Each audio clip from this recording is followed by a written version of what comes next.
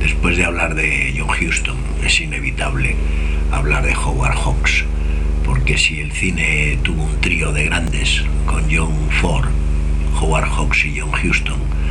pues el cine sería totalmente distinto, ¿no? Entonces Hawks era un personaje 10 años mayor que John Huston,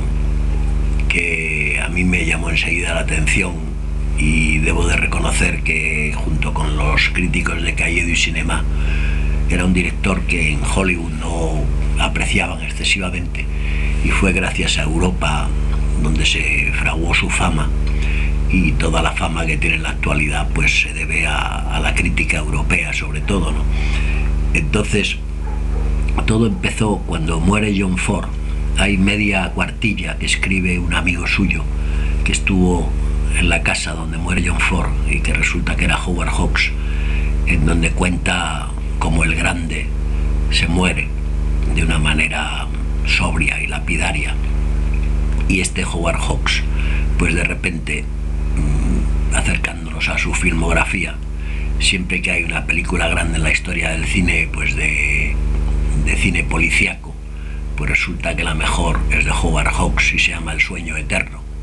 la de Humphrey Bogart con la bellísima Lauren Bacall de sus principios. Y siempre que hay una comedia desternillante y que pasa a la historia del cine, pues como La fiera de mi niña con Katharine Hepburn y Cary Grant, pues es de Howard Hawks. O Me siento rejuvenecer con aquella Marilyn Monroe disparatada, o Tierra de faraones, en donde de repente pues las mujeres de Howard Hawks siempre son las más guapas de la historia del cine, y no digamos la Angie Dickinson de Río Bravo o la Elsa Martinelli de Atari, ¿no? Entonces Hawks era un hombre que inventaba aviones, que tenía una vida disparatada de aventurero, y de paso pues empezó a hacer cine desde muy joven. Empezó a hacer guiones antes de dirigir, y bueno, pues ya a los 30 años, en 1926, hacía películas. Entonces los clásicos del cine negro y del cine casi mudo ya son suyos, ¿no? Entonces, diferenciando su carrera y su filmografía, habría que poner una primera época del cine negro, que es Scarface, y que es El sueño eterno, que es una novela basada en una novela de Faulkner,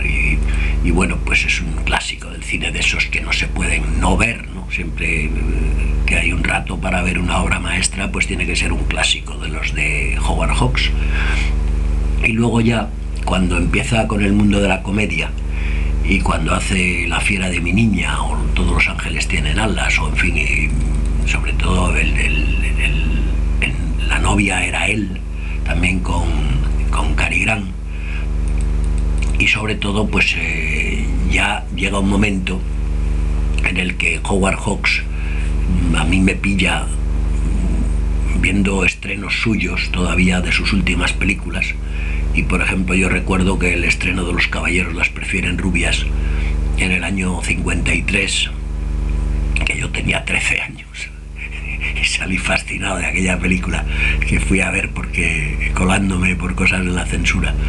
Pero bueno, cuando hubo que hacer crítica de cine y cuando se repuso Los caballeros las prefieren rubias, pues resulta que los playbacks de Marilyn Monroe y de Jane Russell, que se pueden ver todavía en el YouTube,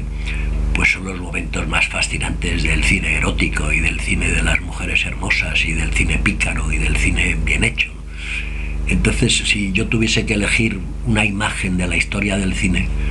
hay una fotografía que se publicó en Film Ideal de Howard Hawks mirando a Elsa Martinelli, que es el resumen de la historia del cine, ¿no? Un hombre sabio, experimentado y mirando a una belleza en su mejor momento. Además, en Atari pasaba una cosa, que John Wayne ya tenía 60 años y Elsa Martinelli tenía 27, y se sugería una historia de amor entre ellos, pero en realidad se trataba de unos que se iban a un safari a coger bichos que hacían falta para unos circos europeos, y John Wayne era el jefe de la expedición, y cogían jirafas y cogían elefantes y cogían, bueno, se salían y hay una escena, la del rinoceronte, que está rodada en directo y sin trampas ni cartón, ¿no? Bueno, y entonces el problema de Hawks que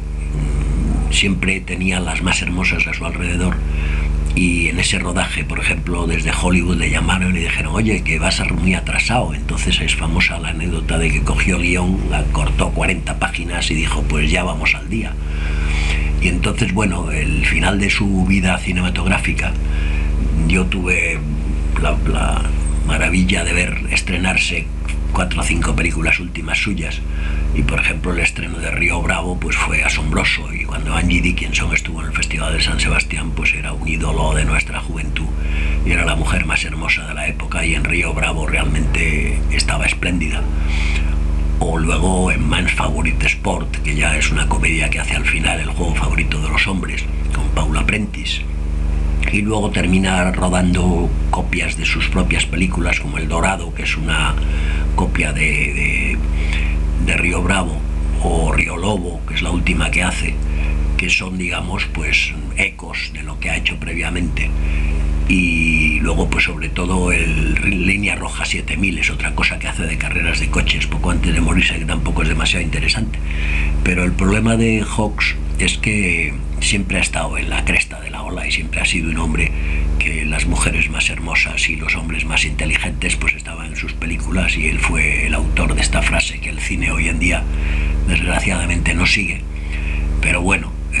recordarle en el momento de hablar de John Huston pues es la puerta de llegar a John Ford, y son los 3 grandes de la historia del cine.